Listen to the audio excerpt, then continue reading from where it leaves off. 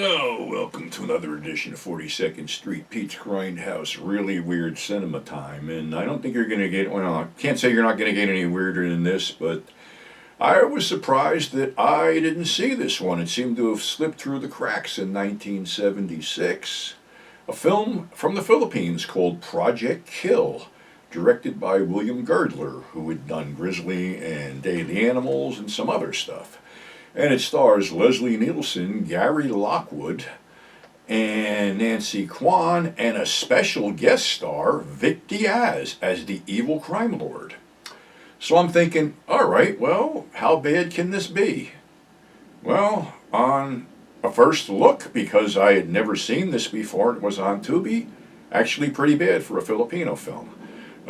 Gary Lockwood seems to have fallen pretty far from his star turn in 2001: A Space Odyssey, as he and Leslie Nielsen are some kind of soldiers that are given mind control drugs that make them super strong and super assassins.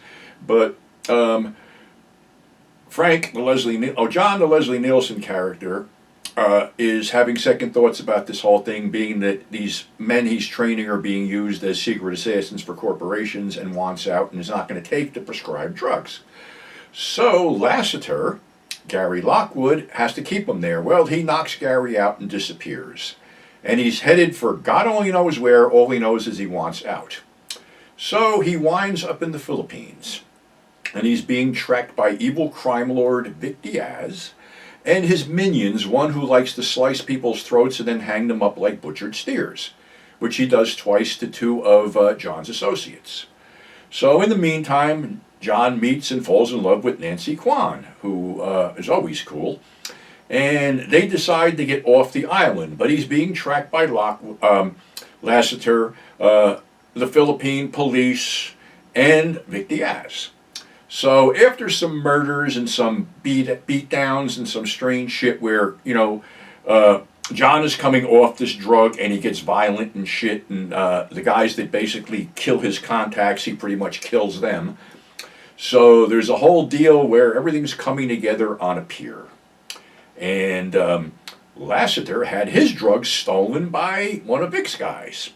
So there's a meeting on the pier, and the deal is they're going to grab Nancy Kwan and hold her and get John to do whatever they want him to do, only that's thwarted. So now it's John against Vic and his crew, and all of a sudden the cops arrive, and Vic takes off with John in hot pursuit, and John pretty much beats fucking Vic to death on the fucking pier. Well, now he has to face Lassiter, and this has to be one of the most awkward martial arts fights ever conceived. It's really fucking bad. And John is finished off by Lassiter with that palm strike where basically you go like this and you slam the nose and it goes up into the brain.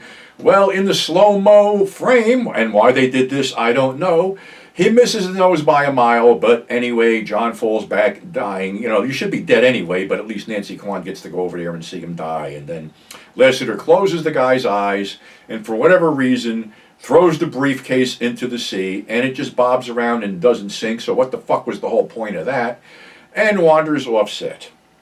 Well, in some scenes, it's pretty good, and in most scenes, it's pretty bad and awkward. I mean, Lockwood, I don't know, doesn't do a damn thing for me. Leslie Nielsen plays his tough guy, semi-heel role, which is pretty good, and, Vic is Vic. When the camera's on Vic, your eyes are on Vic, because Vic is that charismatic. I'm starting to really think that Vic was some kind of Filipino mob guy, because you notice that most Filipino films had Vic in it, and I had heard, from Sid, in our talks, that Vic was some kind of fixer, that when you needed something, you talked to Vic.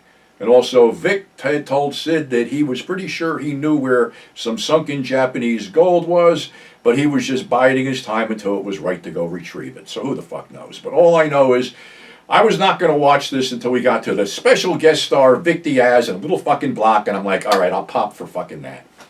But overall, it's on Tubi. Check it out on Tubi. I think if you had to buy it, you'd be like trying to send it back as defective. Like I said, it's one of those rare Filipino films from the 70s where it just, which, and Girdler is better than this. I mean, we've all seen Grizzly, we've all seen other stuff he's done. I mean, I guess he was just brought in as a hired gun, and most of the Filipino regulars aren't there, a bunch of people that I don't know. And like I said, I always loved Nancy. I discovered Nancy early as a kid when I cut school to see The Corrupt Ones, where she played the Dragon Lady, and she's really great at playing the Dragon Lady. I've seen her do that like 3 or 4 films, Wonder Woman and Vigilante. So, she's always good to watch. But, like I said, it's on Tubi. Check it out.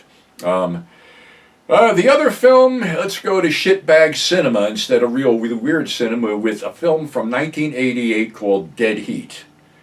And I had completely forgot about this thing, and of course I had to fucking find this in the pile of shit that I was destined to watch anyway. Joe Piscopo and Treat Williams. Treat Williams, well, he does good films, he does bad films. Joe Piscopo, well, gee, that's a forgotten fucking name. I don't know if this thing was aiming to be a comedy, a horror movie, but when you mix comedy and horror, usually it shits the fucking bed, and this is no exception. It opens up with a whole bunch of shootouts with some guys that are indestructible that are mowing down cops like crazy. And finally they get blown up. Well, there's a whole procedure that Darren McGavin has mastered with Vincent Price where they're bringing dead people back to life. And there's some kind of, when they go to the place, this fucking ogre-y dead thing comes back and is beating the shit out of both Joe and Treat gets thrown into a hypobaric chamber where everything plummets to nothing and Treat dies. So yeah, we gotta bring fucking Treat back to life. So they throw him on this machine and they bring him back to life only to find out that he has about maybe 24 hours before he starts to rot. So then they go looking for the whole thing, his girlfriend gets killed, Darren McGavin's behind it, Vincent Price is the mastermind because he's interrupted in trying to sell this whole project for I think $1 million a piece to some old people who are ready to kick the bucket. Of course, that goes fucking sour. Then Joe dies and they bring him back to life. Then they're walking around dead. And at that point I decided to hit the fucking eject button because this is fucking bullshit. And why anybody thought this was going to fucking work, I don't know.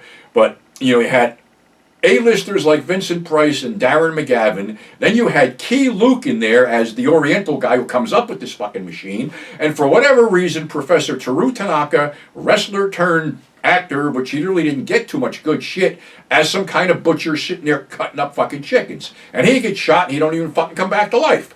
So, again, what the fuck?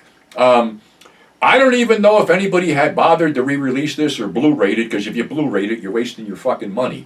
The DVD I had was kind of weird, because it came up with this sort of Asian writing in the beginning, maybe from China or something like that, but then it went into the whole thing, the pan and scam, nothing else. I know the effects were supposed to be, I can't remember who the fuck did the effects. Was it Steve Johnson or somebody like that? I mean, the creatures are kind of cool and shit like that, but like I said, the whole thing just wanders all over the fucking place and goes fucking nowhere, and it's like I said, it got to, I'm like, so fuck this shit, what the hell. I got a nice coaster. So anyway, that's our show for today. This is going to be a late announcement. It's probably gone, but Grindhouse Releasing put out a special limited edition of The Beyond with a whole bunch of fucking extras in the Eye of Oracle or something like that. And I believe it was limited to 5,000. And as I fucking say this, I think they're down to 500. It was only a couple days. So you might want to jump on that. So that's our show for today. Thanks for subscribing. Thanks for tuning in. You're getting 2 today for the price of 1 because I got to get something done with my fucking car Wednesday, so I'm going to be tied up. So until then, I'll see you on Friday. So stay safe and we'll catch you on the flip side.